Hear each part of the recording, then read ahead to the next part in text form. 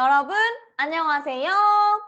슬기짱쌤과 함께하는 슬기로운 국어의 슬기짱 선생님입니다. 자, 우리 품사 공부하고 있었는데요. 진짜 많이 왔습니다. 여러분, 두 가지의 품사만 더 배우면 우리가 9개의 품사를 모두 끝내게 되는데요. 오늘은 우리 교과서 펼쳐져 있는 것처럼 조사라는 품사에 대해서 공부를 하게 될 겁니다. 여러분들 교과서로 148쪽부터 149쪽 이렇게 두 쪽 공부하게 될 거니까 수업 듣기 전에 역시나 마찬가지로 연필로 한번 학습활동 수행해 본 다음에 수업을 듣도록 하세요. 자, 그러면 우리 148쪽에 나와 있는 그림을 보면서 조사에 대해서는 어떤 것을 공부하게 될지 한번 살펴보도록 하겠습니다. 자, 두루미와 여우에 대한 만화를 계속해서 보고 있었는데요.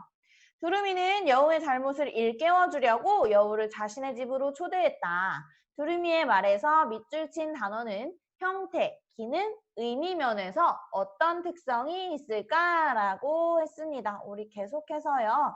형태, 기능, 의미 면에서 어떤 특성이 있는지를 얘기를 하고 있어요. 그 이유는 무엇이라고 했냐면 우리가 품사를 분류하는 기준이 형태, 기능, 의미라는 세 가지 기준에 따라서 분류를 하기 때문이라고 했습니다. 그러면 오늘도 마찬가지예요. 여러분들 지금 그림에 나와 있는 대화를 먼저 읽어볼 건데 읽어본 다음에 밑줄 친 단어가 형태, 기능, 의미 면에서 어떤 특성을 가지고 있는지를 파악하면 우리가 조사에 대해서 약간 알고 넘어갈 수 있기 때문에 한번 먼저 만화를 보도록 하겠습니다. 오늘은 내가 너에게 맛있는 음식을 대접하고 싶어 라고 했어요. 그리고 지금 밑줄 쳐져 있는 단어가 가, 에게, 을 이렇게 세 가지의 밑줄이 쳐져 있는데 선생님이 방금 전에 밑줄 쳐져 있는 단어라고 했는데 여러분들 입장에서는 가, 에게, 을 이런 것도 단어야? 라는 의문이 생길 수도 있어요. 그런데 여러분 이런 친구들도 다 단어입니다. 그래서 우리는 먼저 왼쪽에 적어 볼게요. 우리가 오늘 공부하게 될 친구들은 가, 에게, 을과 같은 친구들인데요. 이런 단어가 형태, 기능,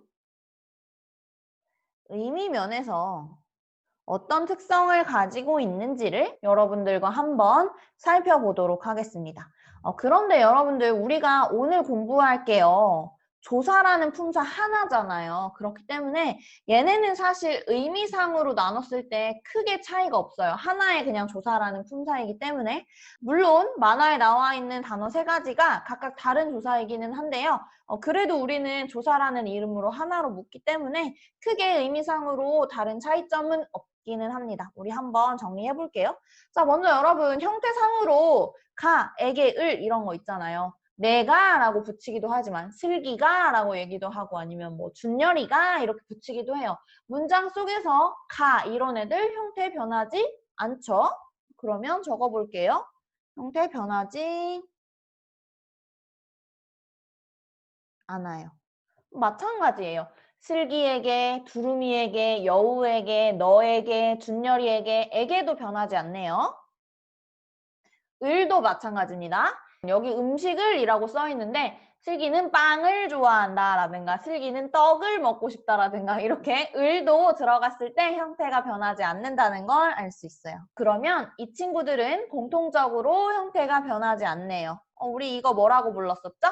바로 불변어라고 불렀었습니다. 그런데 여러분들이 사실은 여기서 주의해야 할 게 하나가 있어요. 조사는 기본적으로 불변어이기는 한데 선생님이 지난번에 무슨 얘기를 했었냐면 우리 가변어에는 용언에 해당하는 동사, 형용사 이렇게 두 가지가 있는데 다른 품사 중에서 가변어인 친구가 딱 하나 더 있다고 했어요. 그게 바로 뭐냐면 조사 중에서도 서술격 조사라고 부르는 친구만 형태가 변화하거든요. 그래서 일단은 참고로 한 번만 적어 볼게요. 자, 여기에 이렇게 비교라는 표시입니다. 서술격 조사는 가변어입니다. 그래서 유일하게 이렇게 조사 중에 가변어인 친구가 있다라는 거 알아두면 될 것 같고 서술격 조사의 형태는요. 이다예요. 우리가 다로 끝나면요. 용언이라고 했고 이 다로 끝나는 친구들이 문장 안에서 뭐 먹다였는데 먹고 먹으니 이런 식으로 바뀐다고 했는데 여기서 서술격 조사가 이다라고 선생님이 썼잖아요. 그래서 뭐 슬기는 선생님이다. 선생님이고 선생님이니 선생님이며 이렇게 맨 뒤에 있는 다가 며, 니 뭐 이런 식으로 계속 바뀔 수가 있거든요. 그래서 조사 중에서 가변어가 딱 하나 있다라는 거 잠깐 알고 넘어가면 좋을 것 같고요. 다음으로 다시 여기로 돌아가서 기능상 얘네가 어떤 기능을 하는지를 볼게요.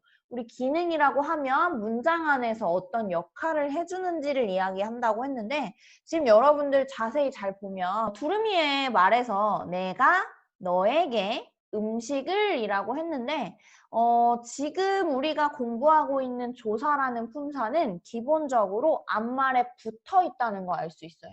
우리가 보통 단어라고 하면 단어와 단어 사이는 띄어서 쓰잖아요. 그런데 조사는 앞말에 꼭 붙여서 씁니다. 그리고 그렇게 붙여서 쓰면서 앞에 붙은 말 있죠. 네. 지금 네라고 하는 말은 나라고 하는 대명사가 가가 붙으면서 형태가 변화한 건데요.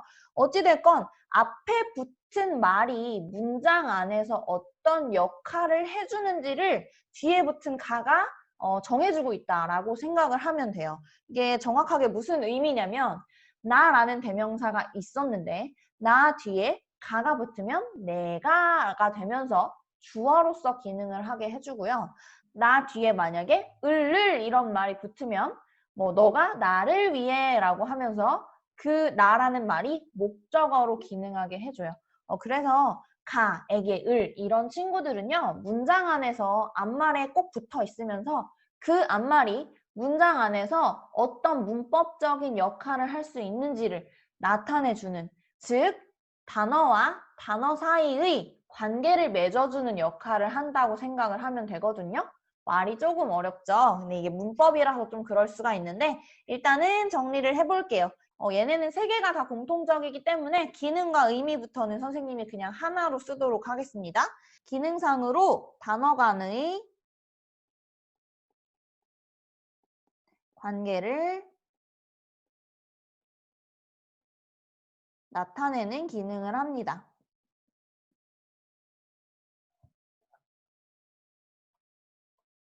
그렇기 때문에 얘네를 관계언이라고 불러요.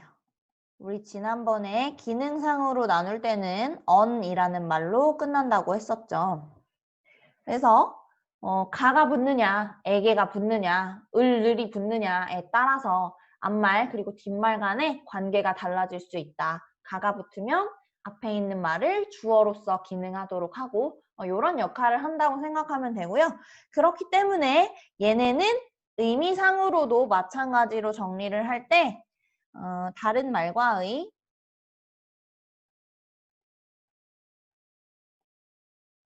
문법적인 관계를 나타낸다. 이렇게 정리를 할 수가 있어요. 같은 말이죠. 그래서 이렇게 다른 말과의 문법적인 관계를 나타내는 그런 품사를 우리는 조사라고 부르는 겁니다. 표현이 조금 어렵기는 하지만 우리가 조금 더 자세히 볼 거예요. 사실 이렇게 다른 말과의 문법적 관계를 나타내주는 조사 같은 경우는 기본적으로 주로 체언에 붙는 특성을 가지고 있어요. 체언에 붙는다고 하니까 여기 나와 있는 문장 한번 살펴보면요. 지금 내가라고 되어 있는데 여기서 네라는 말은요. 나라는 말에서 변화한 거라고 했죠. 나의 품사 뭐죠, 여러분? 나 이름 따로 있는데 내 이름을 대신 나타내 주는 거라고 했어요. 그래서 얘는 대명사입니다. 그 다음에 너도 마찬가지죠. 너도 이름이 따로 있어요. 그런데 너의 이름을 대신해서 나타내기 때문에 얘도 대명사. 그리고 지금 을 앞에 붙어 있는 말은 음식이라는 말이네요. 음식이라는 말은요. 우리가 먹는 거. 그것들의 명칭을 음식이라고 우리가 이름 붙인 거잖아요. 그래서 얘는 명사입니다. 여기 나와 있는 세 가지 조사는 모두 명사나 대명사 이렇게 체언 뒤에 붙었다는 걸 알 수가 있네요. 우리 이렇게 조사는 주로 체언 뒤에 붙기는 하는데 주로라는 말이 붙으면 꼭 그렇지는 않다고 했죠. 그래서 우리 조사 중에 특히나 보조사라고 부르는 친구들은 체언 외에도 다른 문장 성분, 뭐 동사나 형용사나 부사나 아니면 절 이런 단위에 붙을 수 있기 때문에 우리는 주로 체언에 결합한다라는 말을 사용합니다. 조금 말이 어렵지만요. 우리 더 자세히 살펴볼 거예요. 아래쪽으로 넘어갈게요. 1번에 이렇게 나와 있네요. 조사에 관해 알아보자 라고 했습니다. 예문에 가, 에와 같이 홀로 쓰이지 못하고 다른 단어에 붙어서만 쓰이는 단어를 다음 문장에서 찾아보자 라고 했어요. 여러분들 조사의 가장 큰 중요한 특성이 이겁니다. 홀로 쓰이지 못하고 다른 단어에 붙어서만 쓰여요. 우리가 절대로 문장 안에서 가 이렇게만 쓰진 않죠. 물론 절로 가 할 때 그 가다라는 말에서 온 말은 홀로 쓰이지만 여기서 가는 저리로 가 할 때 그 가가 아닌 거 알죠, 여러분? 그래서 가, 뭐 에게 이런 말들은 문장에서 홀로 쓰이지 못한다는 거 알 수가 있어요. 일단 예문을 자세히 한번 보면요. 은수가 학교에 갔다라는 문장이 있는데 여기서 은수, 여러분 품사 뭐죠? 은수는 사람 이름이기 때문에 명사네요. 자, 아까 조사는 명사, 대명사, 수사 이렇게 체언에 자주 붙는다고 했는데 역시나 마찬가지로 명사와 결합했습니다. 다음으로 뒤에 있는 학교라는 단어도 품사로 명사예요. 그래서 명사에 잘 붙네 이런 거 알 수가 있죠. 그리고 갔다라는 말은 가다, 동작이 있기 때문에 얘는 기본형이 가다이고요. 품사로는 동사입니다.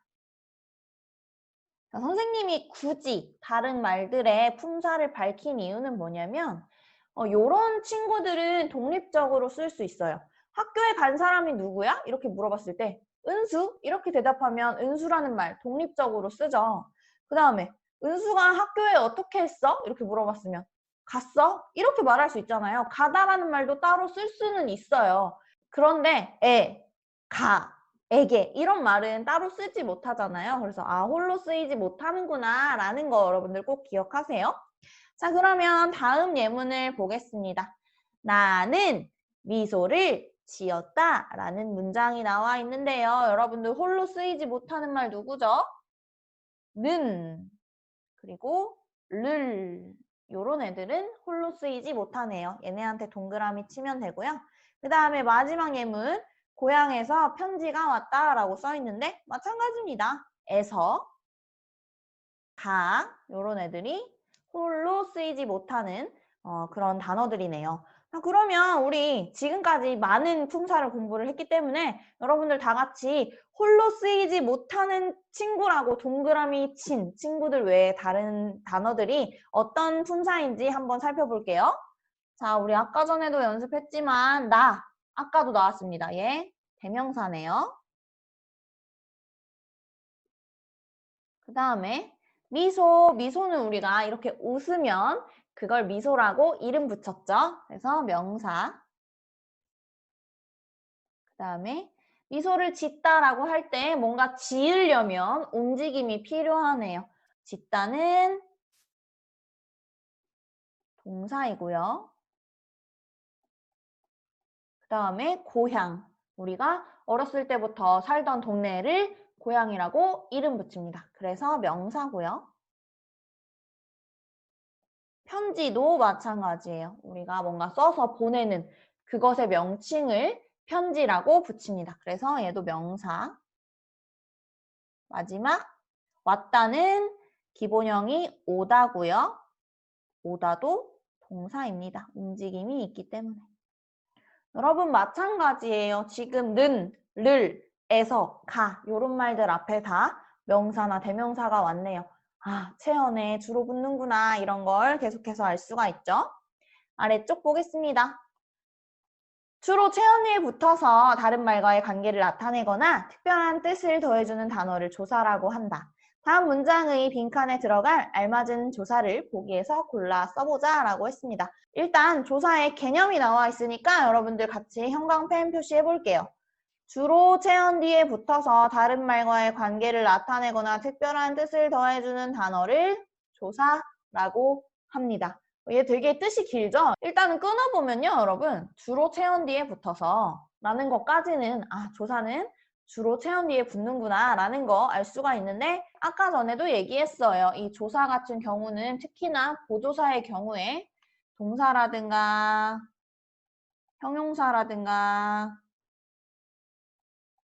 부사라든가 아니면 절이라든가 요런데 결합하는 친구들도 있습니다. 여기서 절이라는 말이 조금 어려울 수 있는데 사실 여러분들이 지금 공부할 부분은 아닌데 그냥 주어와 서술어의 관계를 가지고 있지만 독립적으로 문장으로 쓰지는 못하는 그런 문법적인 단위를 절이라고 불러요. 한번 듣고 그냥 넘어가세요. 자, 어쨌든 여기서 중요한 건 조사는 주로 체언에 붙지만 꼭 체언에 붙는 것만은 아니다라는 것만 가볍게 알면 될 것 같고요. 그 다음에 다른 말과의 관계를 나타내거나까지 한번 끊어줄게요. 여러분 다른 말과의 관계를 나타내주는 그런 조사를 주로 격조사라고 부릅니다. 우리 이따가 조사 마지막에 정리할 때 한 번 더 얘기해 줄 거예요. 그래서 관계를 나타내서 문장 안에서 앞말이 주어인지 아니면 앞말이 목적어인지 이런 관계를 분명하게 나타내주는 격조사 같은 친구들이 있고요. 뒤에 나와 있는 특별한 뜻을 더해주는 단어 이런 친구들은 조사 중에서도 보조사라고 부릅니다. 보조사라는 친구들은요. 앞말에 어떤 특별한 뜻을 더해주는 친구들이라고 생각하면 돼요. 조사의 뜻이 가장 복잡한 것 같죠? 어쨌든 자, 여러분 지금 중요한 건 빈칸에 들어갈 수 있는 말이 무엇이냐가 중요하기 때문에 자, 어서 빠르게 그것부터 채워보도록 하겠습니다. 수미, 방, 공부한다 라는 문장이 나와 있네요. 자, 엄청 자연스러운 거 일단 수미가 방에서 공부한다 라고 하면 자연스럽네요. 보기에 있는 단어 중에서. 그런데 뭐 수미를 방을 공부한다 이런 거 별로고요. 수미에서 방에서 공부한다 이것도 말이 안 되죠. 그런데 앞에 하나 더 들어갈 수 있는 조사로 뭐가 있는 것 같냐면 수미만 방에서 공부한다 이 말도 괜찮죠, 여러분. 왜냐면 다른 친구들이 다 있는데 다른 친구들은 뭐 거실에서 공부하는데 수미만 방에서 공부한다 이렇게 해도 말은 성립이 되잖아요. 그런데 여기서 우리가 알 수 있는 거 수미가 방에서 공부한다 라고 했을 때는 그냥 수미가 공부하는구나 라는 어떤 단순한 사실을 서술하는 느낌이 있다면 수미만 방에서 공부한다 라고 하면 다른 친구들은 아닌데 수미만 공부한다는 특별한 뜻이 들어가요. 그래서 여기 나와 있는 만 같은 친구가 보조사라는 것까지 한번 알고 가면 좋을 것 같아요. 그 다음에 다음 문장 보면 다른 사람들은 녹차를 마셨고 나, 물 마셨다라는 말이 나와 있는데 일단 나 뒤에 이 가가 붙으면 자연스럽지는 않아요. 왜냐면 이 가가 붙으려면 아까도 말했듯이 나가 아니라 네라는 형태로 바뀌어야 돼요. 내가 물을 마셨다라고 하면 괜찮은데 여기는 나라고 써 있으니까 이 가가 들어가면 어색하겠네요. 을을도 마찬가지예요. 뭐 나를 물을 마셨다 이러면 이상하잖아요. 대신에 뒷말에 나와 있는 물 뒤에는 을이 들어가면 자연스럽겠네요. 그 다음에 지금 앞에 문맥이 주어졌잖아요. 다른 사람들은 녹차를 마셨어요. 근데 나만 물을 마셨다라고 해야 다른 사람과의 어떤 대조적인 의미가 나타나죠. 그래서 여기는 만이라는 말이 들어가는 것이 자연스러운 것 같습니다. 자, 그러면 마지막 문장 볼게요. 내 취미는 피아노 연주이다가 들어가면 완전히 자연스럽네요. 자, 이다는 아까 전에도 나왔듯이 조사 중에서 조금 특별한 조사입니다. 뭐가 특별하냐면 일단 다른 친구들과 달리 문장의 맨 뒤에 쓰여져 있네요. 그리고 다로 끝났죠. 그렇기 때문에 내 취미는 피아노 연주이다도 되지만 내 취미는 피아노 연주이고 연주이며 연주이니 이런 식으로 문장 안에서 형태가 바뀔 수 있는 조사라는 것까지 알아두면 좋을 것 같아요. 자, 뒤로 넘겨볼게요, 여러분. 조사의 특성을 탐구해보자 라고 했습니다. 양가로 1번에서 가와 나의 뜻을 비교해보자 라고 했습니다. 지금 그림이 나와 있는데요. 왼쪽에는 고양이가 쥐를 찾고 있다 라고 하는 문장이 있고 고양이가 엄청 크게 무서운 눈을 뜨고 쥐를 찾고 있는 그림이 나와 있어요. 그런데 오른쪽에는 고양이를 쥐가 찾고 있다라는 문장이 있고 쥐가 눈이 굉장히 커져가지고 고양이를 찾고 있는 그런 모습을 보여주고 있네요. 자, 여러분들 지금 보면요. 아래 나와 있는 문장에서 나머지는 문장 순서가 지금 똑같아요. 고양이, 쥐 찾고 있다. 고양이, 쥐 찾고 있다. 위치가 똑같은데 뭐만 다르냐면 가와 르이 어떤 말 뒤에 들어갔느냐가 다르죠. 앞에 있는 가에서는 고양이 뒤에 가가 써 있고 나에서는 쥐 뒤에 가가 써 있어요. 그리고 가에서는 쥐 뒤에 르이 붙어 있지만 나에서는 고양이 뒤에 르이 붙어 있어요. 그래서 이렇게 가와 르이 어디에 붙느냐에 따라서 누가 찾고 있는지 그리고 누가 찾음을 당하고 있는지가 지금 차이가 나죠. 지금 가에서는 찾고 있는 애가 고양이고 나에서는 찾고 있는 애가 쥐잖아요. 그래서 밑에 보면 나는 가와 나의 뜻이 같다고 다르다고 생각해 동그라미 쳐야 되는데 당연히 다르죠, 여러분. 왜냐면 가에서는 찾고 있는 애가 누구라고요? 고양이라고요. 그러면 찾고 있는 주체가 바로 주어입니다. 주어가 고양이고요. 나에서는 주어가 누구예요? 나에서는 주어가 쥐예요. 얘가 주어예요. 주어는 문장의 주체입니다. 얘네가 주체고요. 주인공이라는 말이에요. 그 다음에 을이 붙은 말, 얘네는 찾음을 당하는 대상이잖아요. 주어가 뭔가 찾고 있는 대상이에요. 그렇기 때문에 대상을 나타내는 말, 목적어입니다. 지금 가에서는 쥐가 목적어고요. 나에서는 고양이가 목적어네요. 그래서 우리는 그 차이를 아래쪽에 적어줄 거예요. 왜냐하면 가는 고양이가 주어이고 쥐가 목적어인데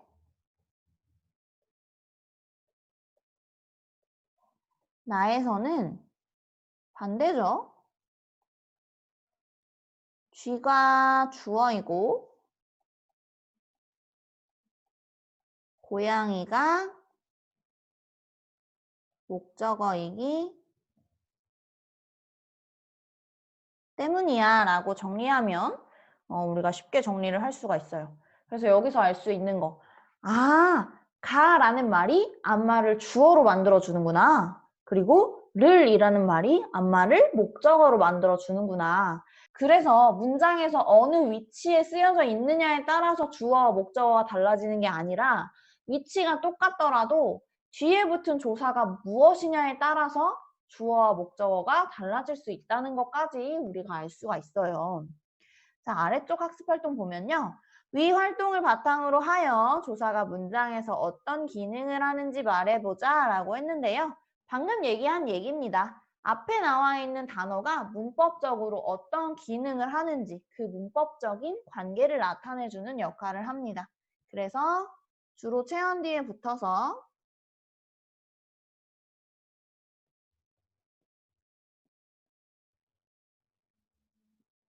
단어 사이의 문법적인 관계를 나타냅니다. 이런 기능을 하는 친구들을 관계언이라고 부르고 그런 품사를 조사라고 부르는 거예요. 자, 그러면 밑에 나와 있는 마지막 학습 활동 해볼게요.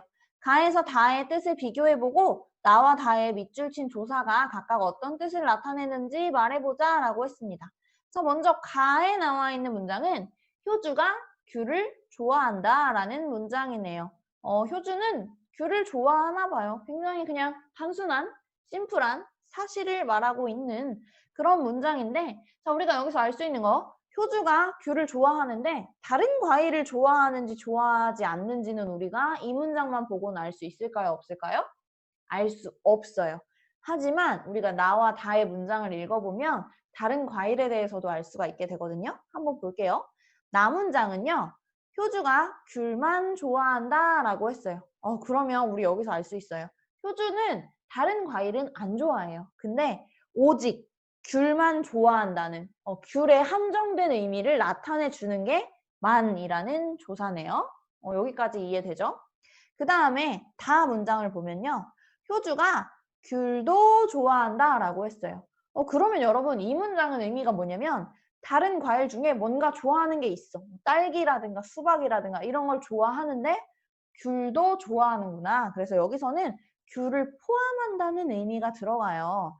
그래서 나와 다에 나와 있는 만, 도 이런 친구들은 특별한 의미를 더해주는 그런 조사들입니다. 그것만 오직 한정된 의미를 나타낸다거나 아니면 다른 거와 포함된 의미를 나타낸다거나 이런 특별한 의미가 들어가는 조사들이라고 생각하면 돼요. 그래서 나의 만의 의미는요. 다른 것으로부터 제한하여 어느 것을 한정한다는 뜻이고요.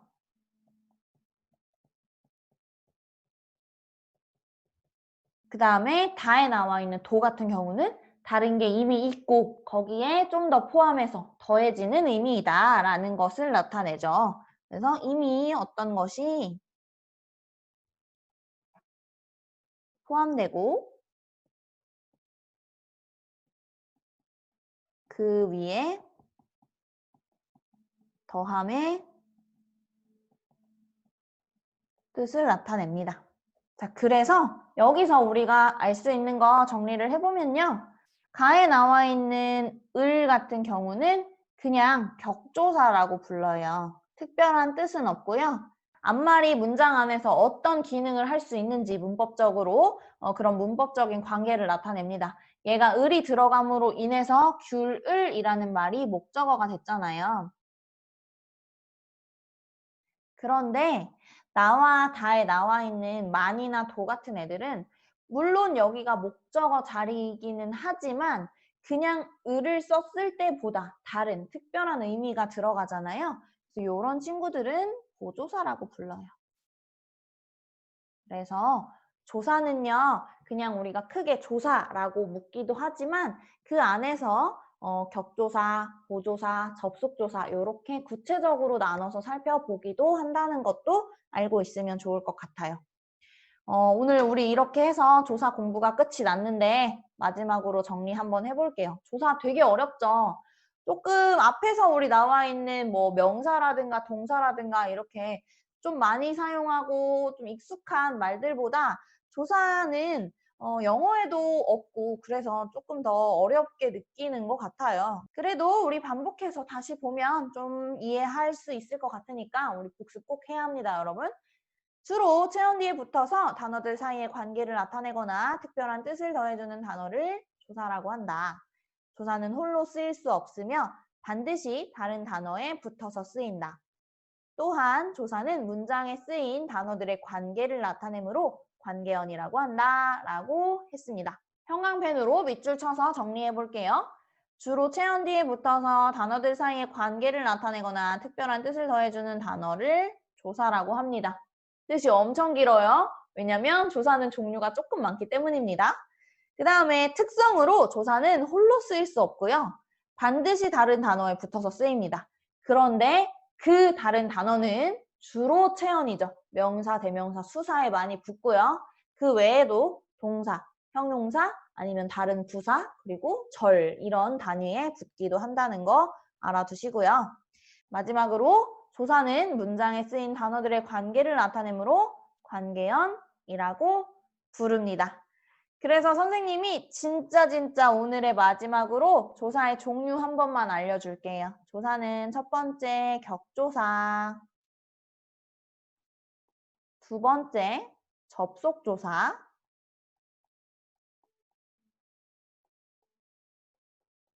세 번째 보조사로 나뉘는데요. 격조사의 예가 아까 나온 그런 거예요.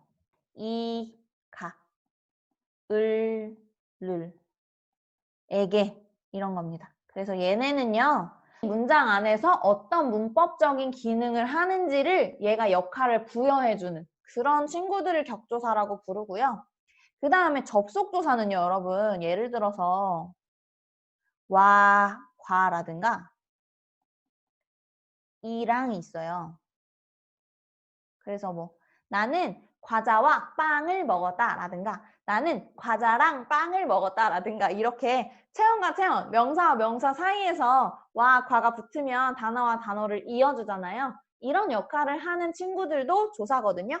걔네는 접속 조사라고 부르고요. 마지막으로 보조사가 우리 아까 나와 있던 은, 는, 그리고 만, 도 요런 애들입니다. 얘네는 위에 지금 뜻에 나와 있는 것처럼 특별한 뜻을 더해주는 그런 조사를 보조사라고 부릅니다.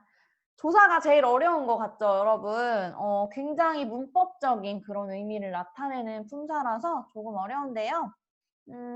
다른 것보다 여러분들이 꼭 기억하고 넘어갔으면 좋겠는 거는 조사가 얘네가 혼자 쓸 수 없기 때문에 띄어쓰기를 안 하잖아요. 띄어쓰기를 안 해도 앞말에 붙어서 써도 얘네는 독립적인 단어다라는 건 좀 기억했으면 좋겠고 그 다음에 꼭 기억했으면 좋겠는 거 마지막으로 하나는 또 뭐냐면 여기 나와 있는 예시 있죠. 선생님이 방금 적어준 거 있잖아요. 이가, 을을, 에게, 은는, 만도 요런 애들을 조사라고 부르는구나 라고 하는 예시는 좀 알고 있어야 여러분들이 문장 안에서 조사를 찾기가 편하거든요. 그래서 그 정도는 우리 꼭 기억하도록 합시다. 오늘 수업 굉장히 길었을 텐데 여러분들 수업 듣느라고 고생 많았고요. 오늘 수업도 유익하게 잘 들었다면 구독과 좋아요 부탁합니다. 감사합니다. 안녕!